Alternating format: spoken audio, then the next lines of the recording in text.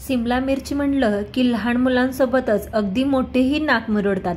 पण अशा पद्धतीने एकदा मसाला सिमला मिर्च तुम्ही बनवून बघा, न खाणारेही अगदी आवडीने खातील। ही मसाला सिमला मिर्च बनवण्यासाठी आपल्याला मिरच्याचे 4 भाग करून घ्यायचे आहेत।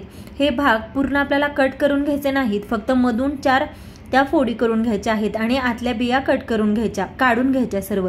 त्यासाठी मी लसूण, खोबरं, शेंगदाण्याचा कूट, घरचा तिखट मसाला, मीठ, कोथिंबीर, हळद आणि आपल्याला हव्या तेवढ्या सिमला मिरची घ्यायच्या। पण सिमला मिरची घेताना त्या मीडियम आकाराच्या किंवा छोट्या घ्यायच्या। जास्त मोठ्या जर सिमला मिरची असतील तर त्याच्यामध्ये बिया खूप असतात। आता सर्वात प्रथम या मसाला मिरचीचा आपण मसाला बनवून घेऊयात।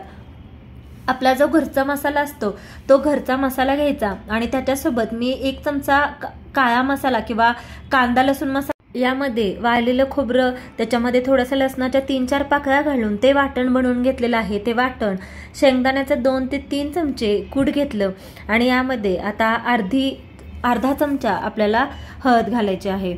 भरपूर सारी बारीक चिरलेली कोथिंबीर देखील या मसाल्यामध्येच टाकायची आणि अगदी थोडीशी म्हणजे पाव चमचा थोडासा गरम मसाला देखील याच्यामध्ये मिक्स करायचा। आता हा सर्व मसाला एकसारखा मिक्स करून घेऊयात। हे मिरचीचं स्टफिंग आपलं रेडी झालेलं आहे। आता सर्व मिरच्यामध्ये हे आपल्याला स्टफिंग, हा मसाला एक एक करून भरून घ्यायचा आहे।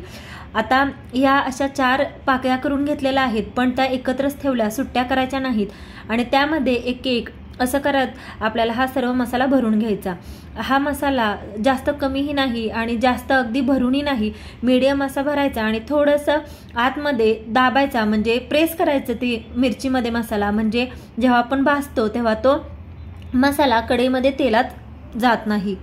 सर्व मिरच्यांमध्ये आता सर्व मसाला भरून झालेला आहे, तुम्ही बघू शकता अगदी पूर्ण गच्च आपण हा मसाला भरलेला आहे। आता हे आपल्याला कढईमध्ये सर्व मिरच्या भाजून घ्यायच्या आहेत। त्यासाठी मी कढईमध्ये थोडंसं तेल सोडलं आणि आपल्याला अगदी जास्त तेलामध्ये ह्या परतायच्या नाहीत। 2 चमचे तेलामध्ये या सर्व मिरच्या एक एक करून सोडून घ्यायच्या। तेलामध्ये या मिरच्या आता सर्व परतून घेऊयात। एकसारख्या परतून झाल्या की या मिरच्यांवरती थोडंसं वरून अगदी नकळत मीठ सोडायचं, म्हणजे वरची जे कव्हर असतं त्याला देखील चव लागते आणि 2 मिनिटासाठी झाकून ठेवायचं आणि 2 मिनिटानंतर ह्या अशा खमंग अगदी मस्त या आपल्या मसाला मिरची खाण्यासाठी रेडी आहे।